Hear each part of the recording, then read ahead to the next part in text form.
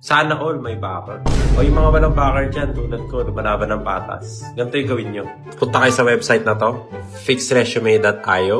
Get started. Upload nyo yung resume nyo rito. Lagay nyo yung target role nyo. Tapos i-paste nyo lang yung job description ng pag-a-applyan nyo. So gawin nyo to kada mag-a-apply kayo para tumaas yung chance nyo na makakuha ng interview. Ito yung resume ko before. After 30 seconds, ito na siya. Mukha siyang pangit kasi nawalan ng kulay tsaka nawalan ng picture. Pero magtitiwala kayo, yan yung binabasa ng mga ATS. Hindi ito. Pag ito kasi itsura ng resume nyo, first screening pa lang, bagsak na agad kayo.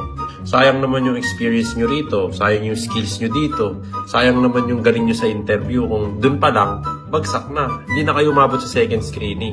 Tapos wala pa kayong backer. Di tulad nito, mababasa to ng mga ATS, tapos ang dami niya pang keywords na nakalagay dun sa job description. So kuwang-kuwa yung job description. Sa dami na interviews nyo, hindi pa sayang yung pag-apply nyo. Ayun lang. Good luck!